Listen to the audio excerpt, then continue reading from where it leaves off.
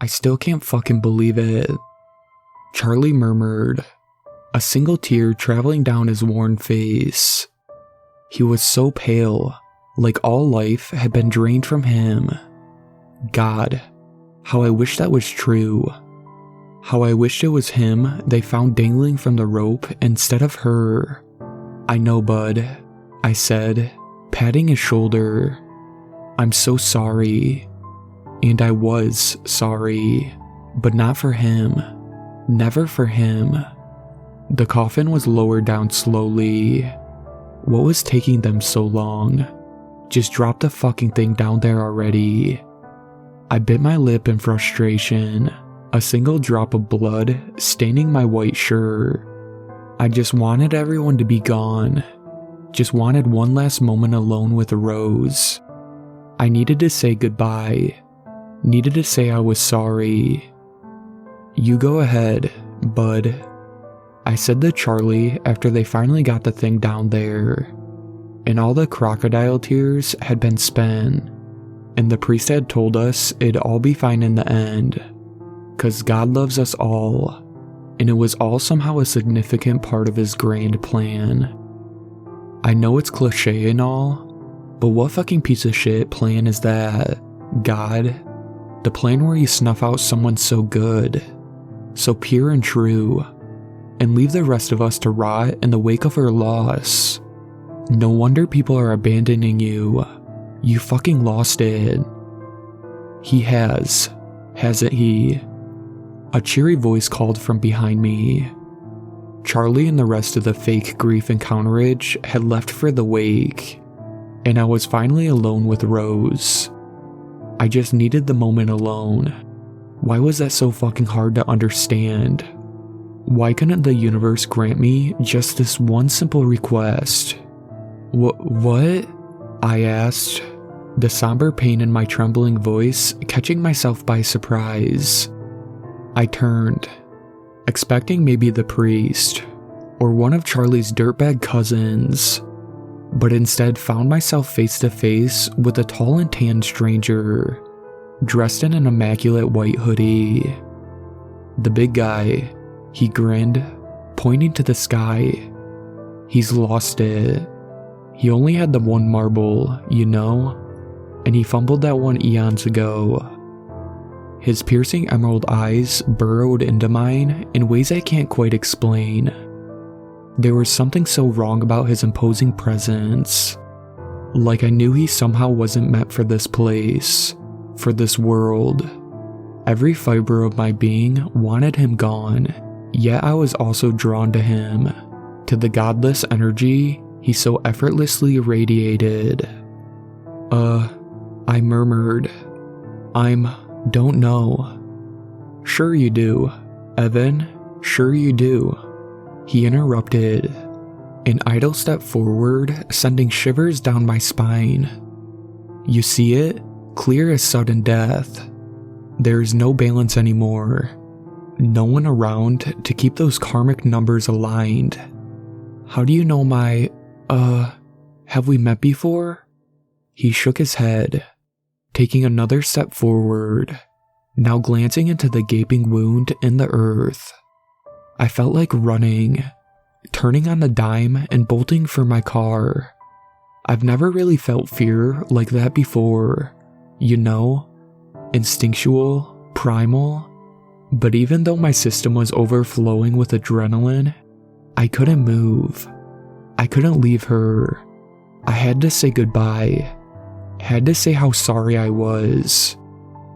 Imagine if, the stranger started, the shape of his long blonde hair seemingly unaffected by the rain, of which was now pouring down relentlessly. Imagine if there was a way to get him to pay. Who? I asked. God? No. Evan. He chuckled heartily. That's above your pay grade, I'm afraid. Her husband, Charles. My fingers closed a fist at the mention of his name. I won't deny having considered it. Killing that abusive motherfucker. Beating him to an unrecognizable pulp. and then leaving him to die a slow, painful death. He knows, the man said, sauntering over to face me. I winced internally as our eyes locked once more, and after no longer than a second, I had to turn my gaze to the wet grass. He knows you two were, how shall I put it delicately, doing it. Shut up, I erupted, instinctively swinging at him. I could have sworn he was standing in front of me, and judging by the sound of his voice, he was. But when I looked up, he was nowhere to be seen. I can do it, you know. A soft voice whispered into my ear. I can make it right, make it balanced. Shit, I said, staggering sideways in shock. All I need is your go-ahead, the man said, and I can make it happen. How? I yelled, a relentless grief tumor traveling up my esophagus. Oh, it's easy. I'll just pull the old switcheroo. Charlie takes her place in the coffin, and you get your Rose back. Happily ever after. No, I stammered incoherently. It's not possible. It's not right. Right? The man snarled, his violent glance flashing a vivid green. What's right about any of this, Evan? Charles beating Rose to an inch of her death? Her lying to you about it? How many doors did she clumsily walk into? Evan, did you count? But you knew. She didn't have to tell you. Yet you did nothing, did you? You watched her wither away, until she was no more, until there was no other way out. Was that right, Evan? Is that righteous? Don't, I murmured. Please don't. That's guilt you're feeling. Guilt and grief and anger and hate. Potent mix of powerful emotions, no doubt, but ultimately wasted if you don't use them. Evan. I fell to my knees, digging my face into the soaking wet grass. I'm, sorry, Rose. So sorry. I sobbed. How do I get her back? How can I make it right? Easiest thing in the world, the man grinned. A simple handshake will do the trick. And then? I asked. What is the cost? No cost, he said. I'm doing this for the balance, to one-up the big guy. You have my undying word. There was a dark sincerity in his voice, blasphemous, sure, profane and unholy, yes, but truthful, nevertheless. I stumbled to my feet, my once pristine rental suit now a muddied mess. I threw a longing glance into the depths of the grave. What did I have to lose? Nothing. A long tormented life of hollow nothing. It's a deal then, I muttered, extending my hand. Charlie for Rose. Splendid, he said, grabbing my hand in an instant. An overwhelming sensation of pain suddenly ran up my shoulder, like he'd ripped the fucking thing right out of the socket. Bring old Charles out here, and I shall see to it. Wait, I said, clutching my arm. I have to bring him here?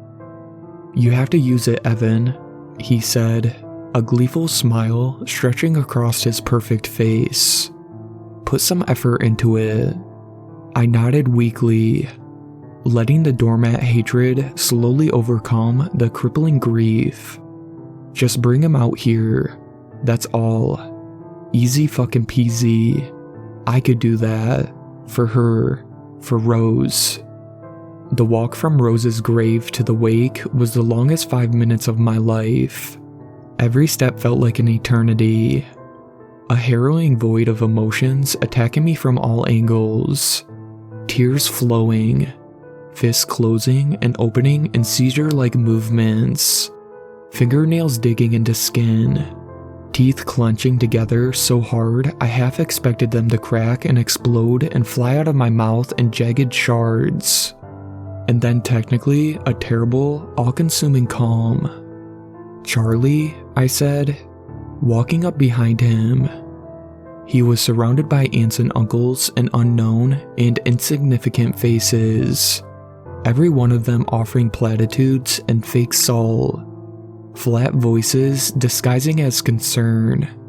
If I could, I'd drag every last one of them with me, but I just needed Charlie. "Evan," Charlie said, smiling briefly, before realizing he shouldn't be doing that, then hiding it just as quickly behind the unaffected plainness of a psychopath's mask. "What happened? You look like a mess." "I need a word," I murmured, sweat dripping down my brow, the strange intervals of my breathing threatening to expose everything. "There's someone, desecrating the grave. I need your help fucking them up." "What?" he exclaimed, his true face showing for just a brief second. "Who?" "Don't know, bud," I said truthfully. "Will you help me?" "You fucking know it," he snarled. "Let's fucking go." Charlie didn't hesitate. It wasn't in his nature. All impulse, no thought. He'd been like that since I first met him in middle school. I just wish I'd noticed the signs earlier. Maybe then we wouldn't be in this mess. Bursting out of the door, Charlie soon picked up pace, running across the road into the graveyard, never once slowing down. I struggled to keep up, but at the same time, I kind of hoped I couldn't. Maybe it'd be all over before I got there, but it wasn't, of course. That was never his intention after all. "Is this the guy?" Charlie yelled, pacing back and forth aggressively in front of the man in the white hoodie. The man didn't flinch though, just stood there idly, hands in pockets, a vicious grin plastered on his face. "It is," the man said. "I am indeed the guy." I was out of breath, struggling to stay on my feet, watching from a distance as Charlie charged at the man, swinging fists around drunkenly, but never once landing a single hit. "Here we go, Evan," the man chuckled. "Let us set things right." He swiftly raised a hand and snapped his fingers. That was it. That was all it took. No lightning from above, no proof of smoke, no infernal ring of fire, just a barely audible snap of his fingers, and Charlie was gone, and Rose appeared. "Here she is, Evan," the man laughed. "As promised, the old switcheroo." I scrambled to my feet and ran to her, swooping her up in my arms in a tight embrace. Her skin felt so good against mine. It's a terrible thing to say, but it did. Cold and smooth, like a porcelain doll. She was so beautiful, you know, even in death. She was the most beautiful woman I'd ever laid my eyes upon. "I'm sorry," I whispered into her rotting ears. "I'm so sorry." "Happily ever after," the man said cheerily. I dropped her dead body to the ground, overcome then by every dark emotion known to man. Hatred, fury, grief, guilt. And just when I thought I couldn't take any more, when the soothing comfort of the darkness crept in, the man, now whistling a merry tune, walked up to me, resting an impossible cold hand on my shoulder. "Do you hear that?" he said, looking up to the sky. And I did. I heard it, clear as sudden death. I heard Charlie's desperate shrieks from down below, fists and feet banging on the coffin lid relentlessly. "That's the sound of choice," the man said. "That's your punishment, Evan, and your reward." The man gave me a solid pat on the back, and then, with a wink and a smile, he was gone. Just like that. Poof. I sat there for minutes, staring at the lifeless body of Rose, at the swirling clouds above, at the yawning chasm below, and then I grabbed the shovel.